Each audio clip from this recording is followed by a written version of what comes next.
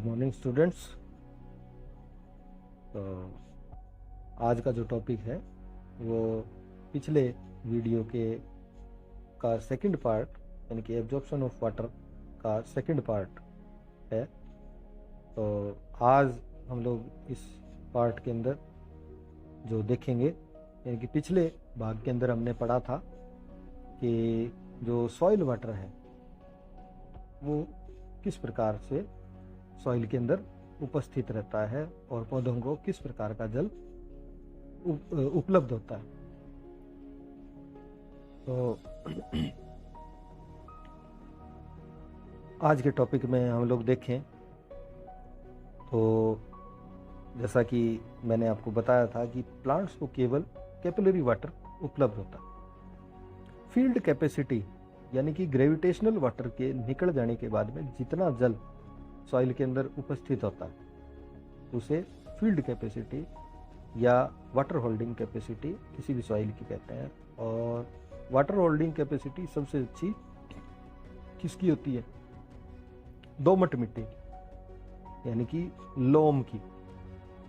Clay या silt के अंदर वाटर होल्डिंग कैपेसिटी तो है लेकिन वहाँ एरेशन की जो कमी है यानी कि वातन की कमी है, उसके कारण से रूट्स को जो ऑक्सीजन है यानी कि एयर है वो उपलब्ध नहीं होती। और ऐसी अवस्था के अंदर पौधा जो है वो वाटर लॉगिंग कंडीशन के अंदर धीरे धीरे उसकी रूट जो है वो समाप्त हो जाती है।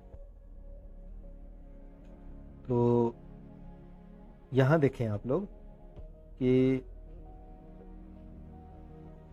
जब हम लोग किसी भी पौधे के अंदर, जैसे जो आपके लेफ्ट साइड के अंदर जो पौधा आपको दिखाई दे रहा है, ये बहुत अधिक जल यानी कि इरिगेट करने के कारण से यानी कि इरिगेशन हमने बहुत ज़्यादा कर दिया, उस कारण से जल की मात्रा सेचुरेशन कंडीशन के अंदर। तो जो सेचुरेशन अवस्था है, ऐसी अवस्था के अंदर जो ग्रेविटेशनल वाटर है वो धीरे धीरे ड्रेन होगा। लेकिन उस टाइम पीरियड में जब तक यानी कि वाटर लॉग्ड कंडीशन है, ऐसी अवस्था के कारण से जल रूट्स को क्या करेगा? डैमेज कर देगा। यानी कि वहाँ जो एयर है वो एयर यानी कि एरेशन या वातन नहीं होगा, उस कारण से जो रूट्स हैं वो क्या हो जाएंगी? डेड हो जाएंगे। और पौधा क्या हो जाएगा? अपनी जो मेटाबॉलिक एक्टिविटीज़ हैं उनको नहीं कर पाएगा। दूसरी कंडीशन के अंदर यानी कि दूसरा जो प्लांट है, सेकंड प्लांट, इसके अंदर हेल्दी प्लांट है लेकिन फिर भी वाटर क्या है? सेचुरेशन कंडीशन के अंदर है और ग्रेविटेशनल वाटर यहाँ ड्रेन हो रहा है। थर्ड और फोर्थ के अंदर अगर आप लोग देखें तो दो कंडीशन है। फर्स्ट जो प्लांट है हेल्दी प्लांट और इसके अंदर किसी प्रकार का वाटर का वेस्टेज नहीं हुआ है। तो वाटर वेस्टेज नहीं है तो इसी कारण से जो ग्रेविटेशनल वो वाटर है वो ड्रेन नहीं हो रहा है। दूसरे इसी के फोर्थ प्लांट के अंदर अगर देखें तो यहाँ जो जल है वो एनफ यानी कि एक निश्चित जो मात्रा है जल की उपलब्ध होनी चाहिए जो प्लांट को अपने सर्वाइवल के लिए, वो उपलब्ध इसको नहीं हुई है। इस कारण से ये क्या हो गया? विल्ट हो गया।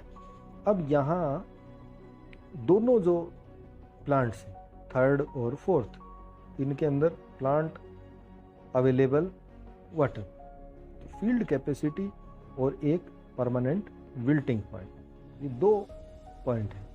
यानी कि फील्ड कैपेसिटी मैक्सिमम वो है जब जिसके अंदर capillary water plus hygroscopic water और केमिकली बाउंड वाटर उपलब्ध है फील्ड कैपेसिटी में।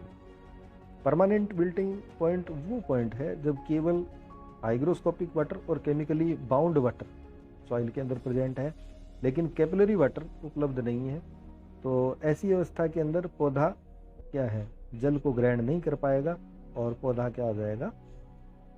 डेड हो जाएगा या उसकी मृत्यु हो जाएगी।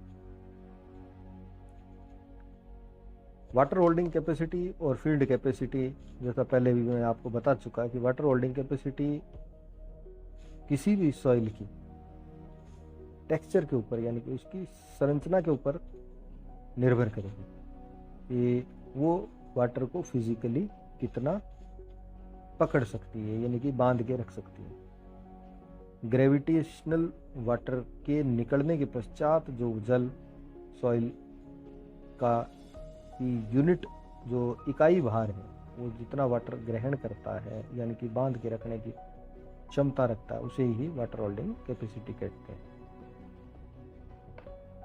वाटर होल्डिंग कैपेसिटी यानी कि ये वो जल है जो सॉइल के अंदर ग्रेविटेशनल वाटर के निकल जाने के बाद में बचा है।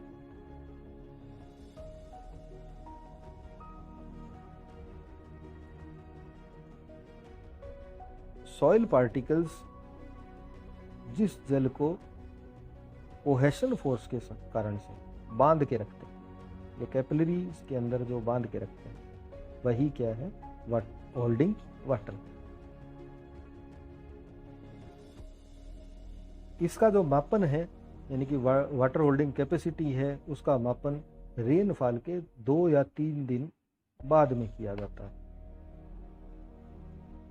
यहाँ आप लोग जैसे देख रहे हैं इसमें, तो आपके लेफ्ट हैंड साइड में और राइट हैंड साइड में 2 हमारे पास में क्या है, फ्लास्क है। इनके अंदर हमने कीप के अंदर 2 प्रकार की सॉइल डाली है। एक है रोड साइड सॉइल और वाटर, दूसरे के अंदर जो फनल है या कीप है उसके अंदर हमने गार्डन सॉइल और वाटर डाले।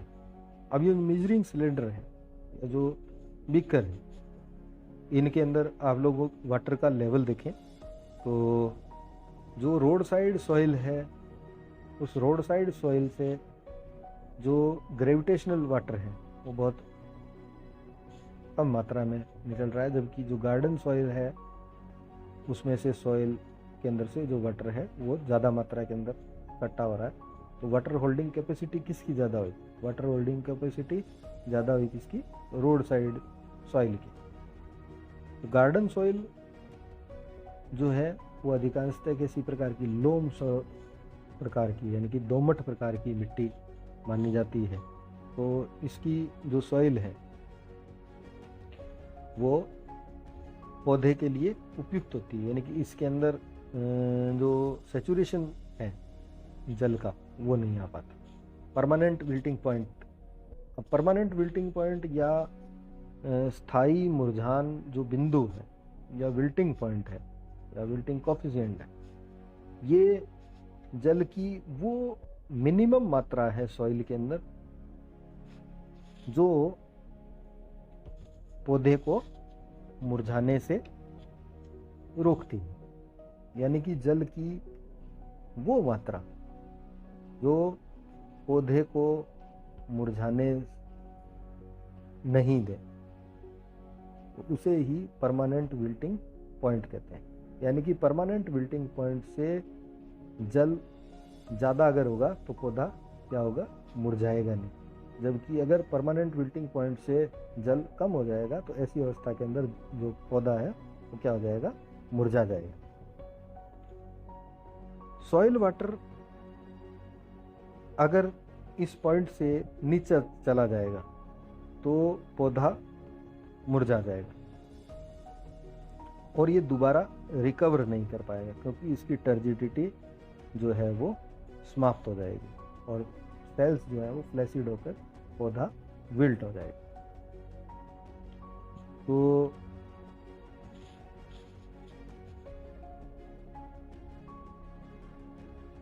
जो परमानेंट विल्टिंग पॉइंट है ये मृदा के प्रकार और इसकी के अंदर जो निर्मित केशिकाएं हैं और सिंचाई, इन तीनों चीज़ों पर निर्भर करेंगे। वाटर सप्लाइंग कैपेसिटी बराबर field capacity minus permanent wilting percentage, यानी कि पौधे को जो वाटर प्राप्त होगा वो field capacity minus permanent wilting percentage.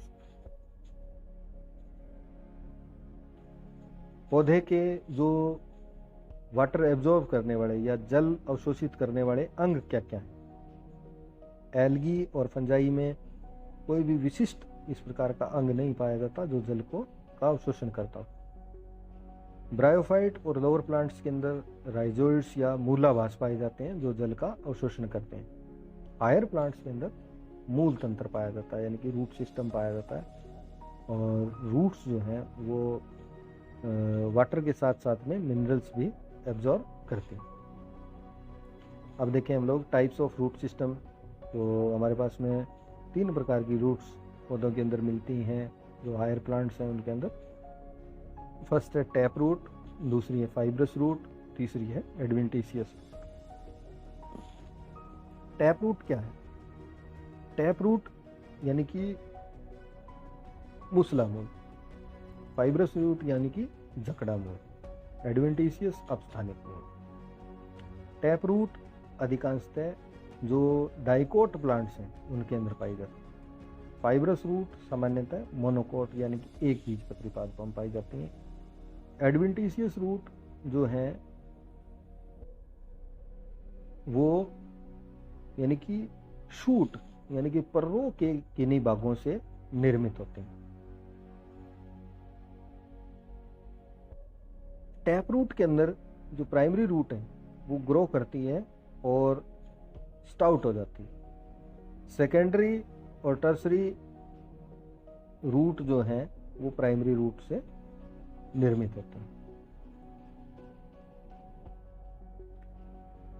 Fibrous root का निर्माण लोअर नोड से होता है। इसी प्रकार इनकी जो प्रत्येक जो जड़ है उसकी लेंथ और उसका डायमीटर लगभग बराबर होता है, यानी कि सारी जो रूट्स बनेंगी उनका साइज और उनका डायमीटर लगभग समान होता है। एडवेंटिशियस रूट जैसा आपने किसमें,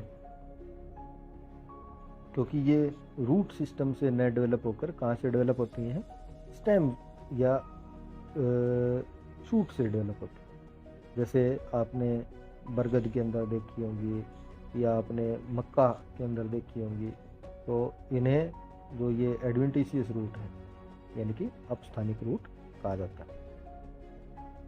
अब अगर प्लांट रूट की स्ट्रक्चर को हम लोग देखें तो इसमें 4 जोन होते हैं। फर्स्ट जोन है जोन ऑफ मैच्योरेशन। अगर जोन ऑफ मैच्योरेशन जो है उसको देखें तो यहाँ जो सेल्स हैं वो विभिन्न प्रकार की कोशिकाओं के अंदर विभेदित हो चुकी होती हैं। जोन ऑफ इलोंगेशन यानी कि जो सेल्स हैं वो इलोंगेशन का काम करती हैं इसके अंदर, यानी कि इसमें डिफरेंशिएशन नहीं हुआ है। सेल्स का केवल क्या हो रहा है, इलोंगेशन, यानी कि उनका वर्धन हो रहा है, बट उनका साइज बढ़ रहा है।